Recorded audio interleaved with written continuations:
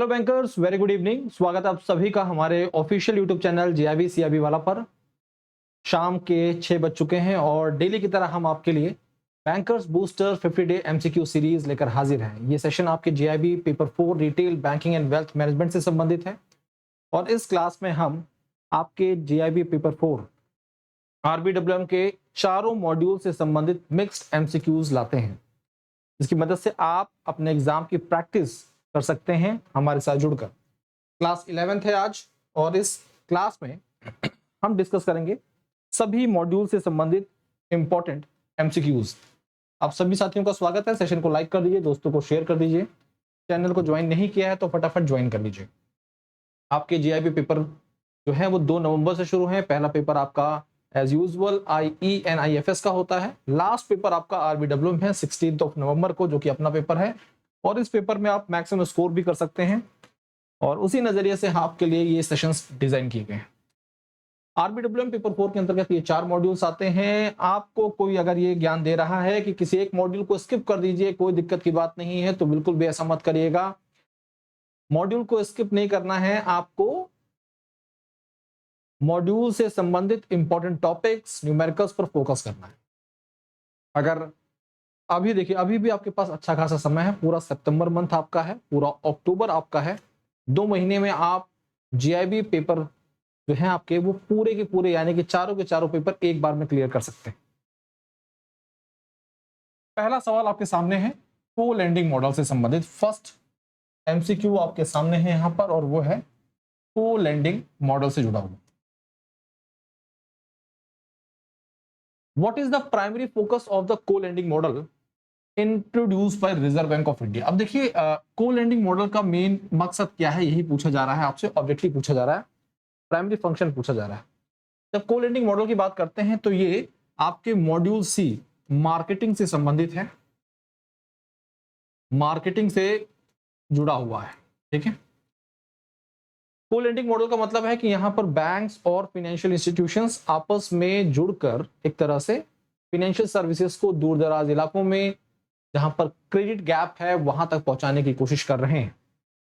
Maximising profit for banks and NBFCs. देखिए, को landing model का टारगेट ये नहीं है कि बैंक्स और एनबीएफसीज को ज्यादा से ज्यादा मुनाफा कमाना, नहीं। Providing affordable credits to underserved sectors of the economy. इस मॉडल के पीछे भी फाइनेंशियल इंक्लूजन है, साथ साथ में वो सेक्टर्स जहां पर रोजगार के साधन डेवलप हो सकते हैं, वो सेक्टर्स जहां पर जो कि इकोनॉमी में बड़ा रोल प्ले कर रहे हैं, बट वहां पर just because of credit gap बना हुआ है और इस कारण से वहां पर फाइनेंशियल सपोर्ट्स नहीं अवेलेबल हैं। को लैंडिंग मॉडल की मदद से बैंक्स, एनबीएफसीज है ना, वो क्या कर रहे हैं, यहां तक क्रेडिट को सर्व कर रहे हैं। तो बी ऑप्शन जो है वो आपका एकदम परफेक्ट है, सही जवाब है। ठीक है, बाकी ऑप्शन जब देखेंगे तो लिखा हुआ है exclusively using banks funds to reach a broader customer base. Bank का पैसा इस्तेमाल करके, बैंक का फंड यूज करके ज्यादा से ज्यादा कस्टमर बेस तक हम पहुंचना चाहते हैं। Restricting the role of housing finance companies in the lending process. नहीं, ऐसा नहीं, कोई भी रिस्ट्रिक्शन नहीं, बल्कि को लैंडिंग मॉडल के तहत हाउसिंग फाइनेंस कंपनीज भी इन्वॉल्व है। नेक्स्ट क्वेश्चन है, दूसरा सवाल आपके सामने सीएलएम से संबंधित है, को लैंडिंग मॉडल से जुड़ा हुआ है। Which institutions are permitted to co-lend under the CLM। co-lending model जो कि रिजर्व बैंक ऑफ इंडिया के एक इनिशिएटिव, जिसके तहत पूछा जा रहा है आपसे कि वो कौन सी इंस्टीट्यूशंस हैं जिनको परमिशन दी गई है ऑपरेट करने के लिए, इस इनिशिएटिव में पार्टिसिपेट करने के लिए। केवल बैंक्स और आरबीआई के द्वारा जो रजिस्टर्ड एनबीएफसीज हैं, केवल वही यहां पर पार्टिसिपेट कर सकती हैं। देखिए, कई बार जो ये ओनली वर्ड होते हैं ना, ये ओनली वर्ड्स आपके ऑप्शन को गलत कर देते हैं। ठीक है, banks and housing finance companies only. अब यहां पर देखिए क्या लिखा हुआ, बैंक्स एंड एनबीएफसीज, यहां पे लिखा हुआ banks and housing finance companies. और इससे पिछले सवाल में हमने पढ़ा था कि हाउसिंग फाइनेंस कंपनीज भी इस मॉडल के अंतर्गत शामिल है। Banks, all RBI registered NBFCs including एचएफसीज। देखिए, यहां पर ओनली वाला कंडीशन नहीं है। और दूसरी चीज, इन तीनों ही इंस्टीट्यूशंस को शामिल किया गया है। Banks and non registered NBFCs. देखिए, नॉन रजिस्टर्ड एनबीएफसीज तो बिल्कुल भी नहीं हो गए, तो पहला ऑप्शन सही नहीं है। दूसरे ऑप्शन में कुछ कमियां हैं, सी ऑप्शन यहां पर सभी संस्थाओं को शामिल कर रहा है, चाहे वो बैंक्स हो, चाहे एनबीएफसीज हो, चाहे हाउसिंग फाइनेंस कंपनीज हो। ठीक है, अगला सवाल तीसरा क्वेश्चन है और ये एमआईएस से जुड़ा हुआ है। एमआईएस यानी कि हम बात कर रहे हैं मॉड्यूल बी की 11th यूनिट है, अपनी 11वीं यूनिट है। ठीक है, मैनेजमेंट इंफॉर्मेशन सिस्टम। देखिए, किसी भी ऑर्गेनाइजेशन की बात करें हम तो डेटा बहुत बड़ा रोल प्ले करता है, लेकिन वो डेटा तो बहुत बड़ा डेटा है, उसमें एररफुल डेटा भी है, रेप्लिकेटेड डेटा भी है, इनकम्प्लीट डेटा भी है। बट हमारा काम क्या है, उस डेटा से हमें यूजफुल इंफॉर्मेशन एक्सट्रैक्ट करना है, जिसका इस्तेमाल हम किसी भी ऑर्गेनाइजेशन में डिसीजन मेकिंग प्रोसेस में कर पाए। इसके लिए मैनेजमेंट इंफॉर्मेशन सिस्टम हर संस्था से जुड़ा होता है। हम रिटेल बैंकिंग की बात करें तो यहां पर भी एमआईएस का रोल बहुत बड़ा है। What is the role of MIS in the banking industry? अब मैंने आपको बता दिया कि एमआईएस का काम क्या है, डेटा को इंपॉर्टेंट इंफॉर्मेशन में कन्वर्ट करना और उस इंपॉर्टेंट इंफॉर्मेशन का इस्तेमाल बैंकिंग डिसीजंस में लेना। ठीक है, to provide investment guidance to customer, नहीं, ये तो वेल्थ मैनेजमेंट सर्विस वाला।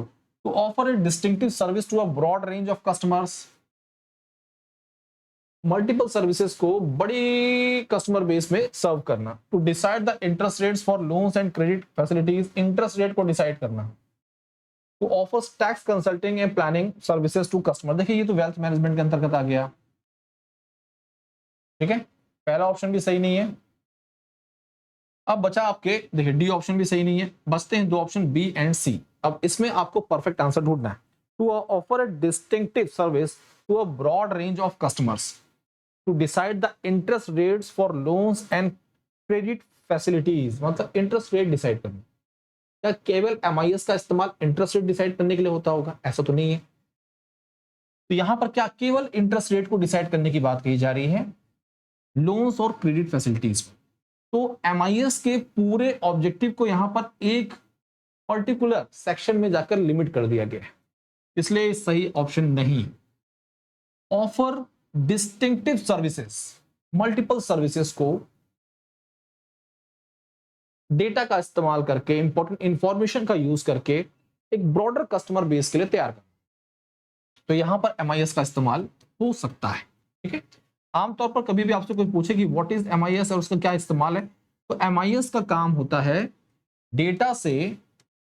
डेटा से इंफॉर्मेशन, इन्फो एक्सट्रैक्ट करना और इस इंफॉर्मेशन का इस्तेमाल किसी भी ऑर्गेनाइजेशन में डिसीजन मेकिंग में करना। किसमें करना? Decision making. ठीक है,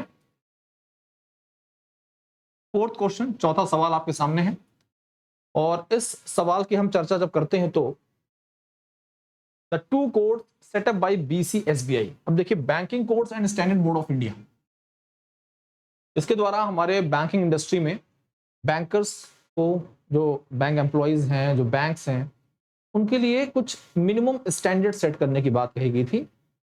जब भी वो कस्टमर को सर्विसेज प्रोवाइड कर रहे हैं तो उन पॉइंट्स को ध्यान में रखकर सेवाएं देनी है, उतनी सर्विसेज तो प्रोवाइड करनी ही, जैसे कि कस्टमर सर्विस को बेहतर बनाया जा सके, अप टू अ स्टैंडर्ड लाया जा सके।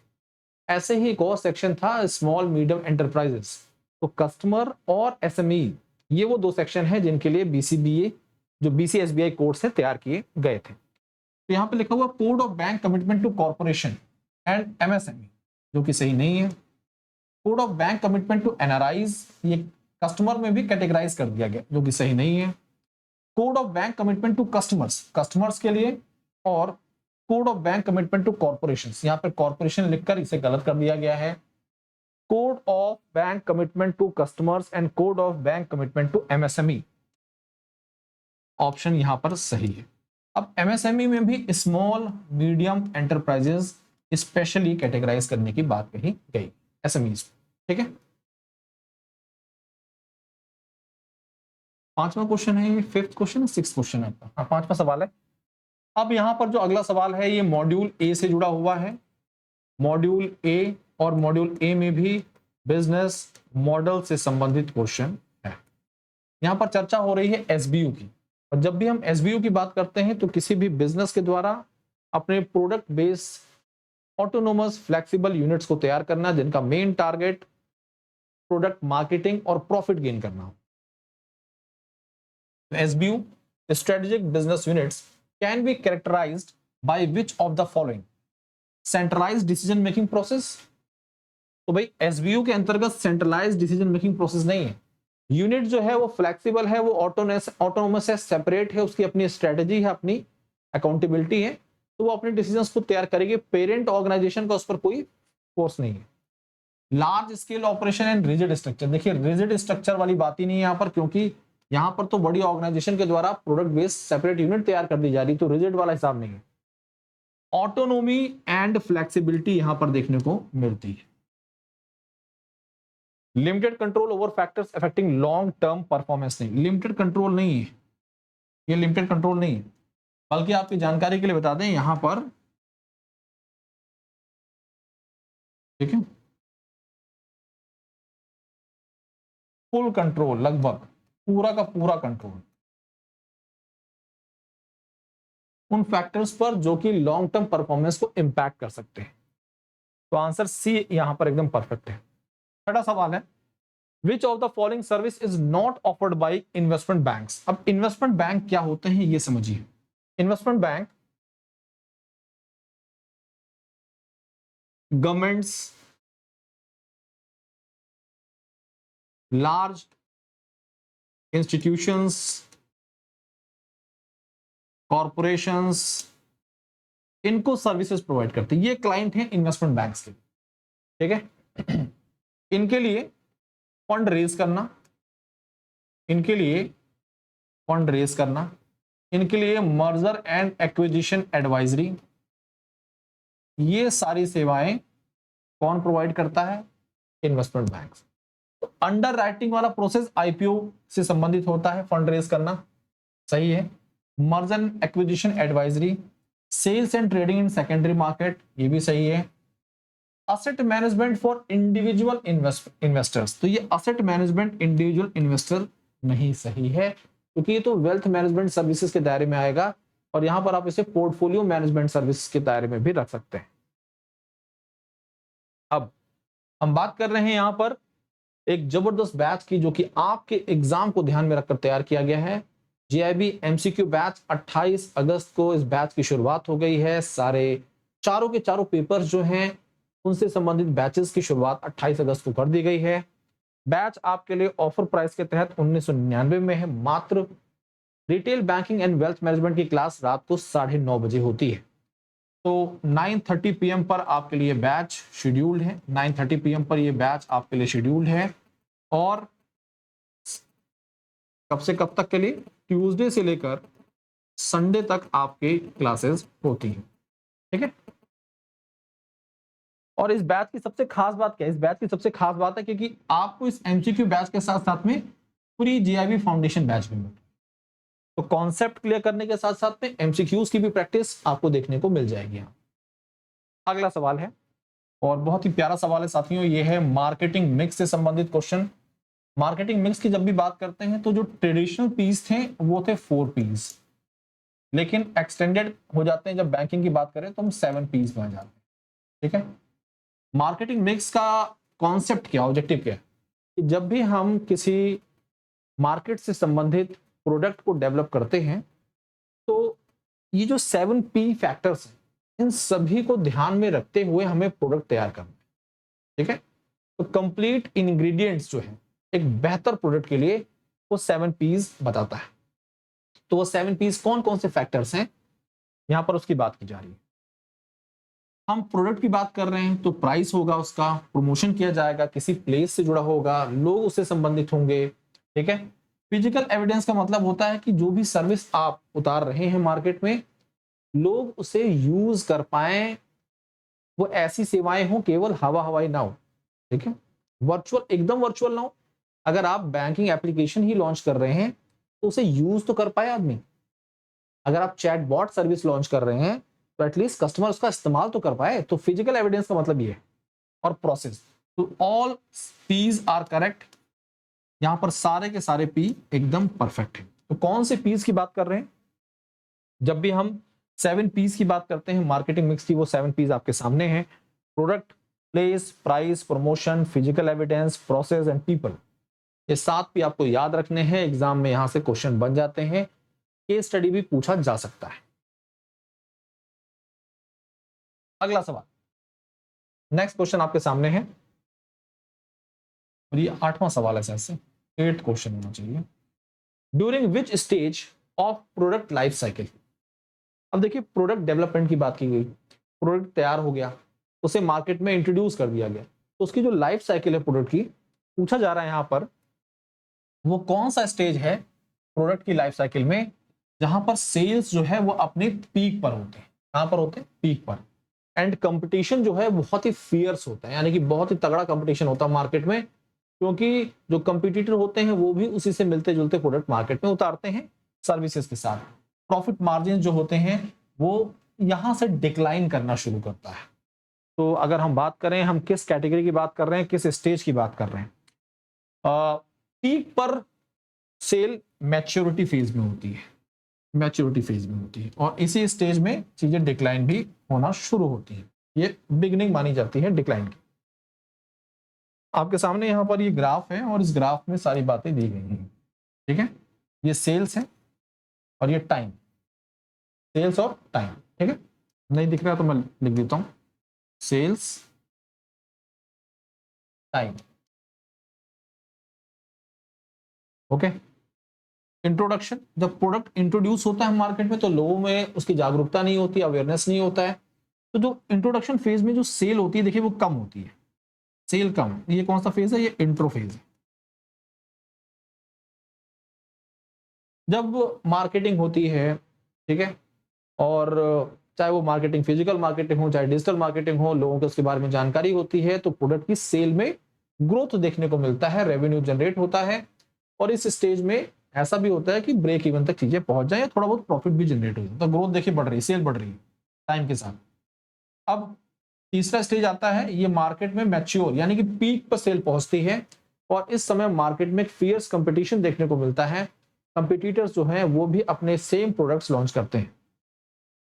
ऐसी कंडीशन में फिर मार्केट में सेल में डिक्लाइन होता है। अब यहां पर वैल्यू एडेड सर्विस जोड़कर प्रोडक्ट के साथ हम जो प्रोडक्ट की लाइफ है उसे थोड़ा सा और एक्सटेंड कर सकते हैं। तो टोटल कितने स्टेजेस हैं? 4 स्टेजेस हैं, आपको पता होने चाहिए। ये 4 स्टेजेस कौन कौन से? ये 4 स्टेजेस हैं, इंट्रोडक्शन, ग्रोथ, मैच्योरिटी और डिक्लाइन, ठीक है साथियों। अब बात कर रहे हैं व्हाट इज स्वॉट एनालिसिस, SWOT एनालिसिस क्या होता है? SWOT एनालिसिस क्या होता है? इन मार्केटिंग एनालिसिस, जब भी हम एनालिसिस की बात करते हैं, देखिए भाई, आप मार्केट में कोई भी प्रोडक्ट तैयार कर रहे हैं, उस प्रोडक्ट को तैयार करने के लिए पहले मार्केट में आपको एनालिसिस करना होता है, और उसी में एक प्रकार की एनालिसिस होती है SWOT एनालिसिस, जो कि बहुत ही इंपॉर्टेंट एनालिसिस होती है। इसकी मदद से हम किसी भी ऑर्गेनाइजेशन, कोई भी ऑर्गेनाइजेशन है, उसकी इंटरनल